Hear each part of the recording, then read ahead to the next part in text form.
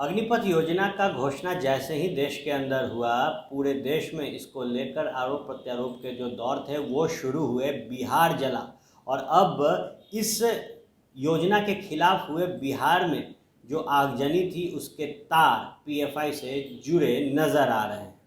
बता दें आपको कि राजधानी पटना के फुलवारी शरीफ मॉड्यूल के पकड़ में आने के बाद अब केंद्रीय एजेंसियां लगातार इस मॉड्यूल से जुड़ी जांच को आगे बढ़ाने में लगी हुई है। देश की खुफिया एजेंसी इससे नेटवर्क के तार को जोड़ने में जुटी हुई है। इस पूरे मॉड्यूल को लेकर जो नई जानकारी सामने आ रही है वो बेहद चौंकाने वाली है। पिछले दिनों केंद्र सरकार ने सेना बहाली को लेकर अग्निपथ योजना लागू की थी। इसके बाद बिहार में अग्निपथ योजना के खिलाफ जमकर हिंसक आंदोलन देखने को मिला था।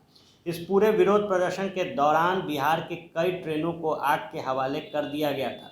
तब सबको इस मामले में बहुत अचरज भी हुआ कि आखिर युवाओं का ये आंदोलन इतना उग्र कैसे हो गया। लेकिन अब फुलवारी शरीफ से पीएफआई कनेक्शन के सामने आने के बाद जांच एजेंसियों को एक नई जानकारी मिली है। ये जानकारी बेहद चौंकाने वाली है। सूत्रों की माने तो जांच एजेंसियों के पास ये इनपुट मिला है कि अग्निपथ योजना के दौरान हिंसक आंदोलन के पीछे इन संगठनों का बहुत बड़ा हाथ हो सकता है।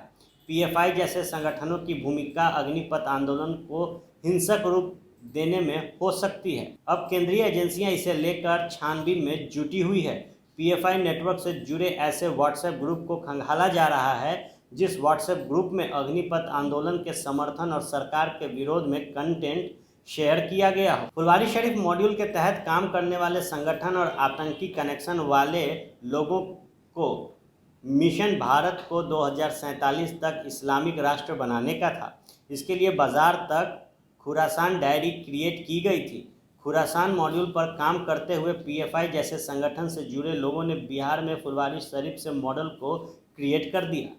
लेकिन इस मॉडल ने बेहद शातिराना तरीके से केंद्र सरकार के खिलाफ आंदोलन और विरोध प्रदर्शन को बैकअप देने की रणनीति बना रखी, जो मोदी सरकार के लिए परेशानी का सबब बने। अग्निपथ योजना को लेकर युवाओं के मन में जो आक्रोश था उसका फायदा भी इस संगठन ने उठाया। इस बात की आशंका जताई जा रही है। सूत्रों से मिली जानकारी के अनुसार टैलेंट सर्च के नाम पर फंडिंग की जाती है। तो निश्चित तौर पर जिस अग्निपथ स्कीम को लेकर पूरा बिहार जल रहा था, उसी बिहार में जब पीएफआई के कई जो संगठन हैं वो पकड़े गए हैं, उनके खुलासे हुए हैं, उसके बाद अब जो केंद्रीय एजेंसी इस पूरे मामले की जांच कर रहा है उसे कहीं से ये इनपुट मिली है कि जो अग्निपथ स्कीम के दौरान बिहार में जगह जगह पर आगजनी की गई, ट्रेनों के आग के हवाले कर दिया गया, उसके तार पीएफआई के संगठन से जुड़ते नज़र आ रहे हैं। और इन्हीं संगठनों ने इस पूरे आंदोलन को कहीं ना कहीं हिंसक बनाया,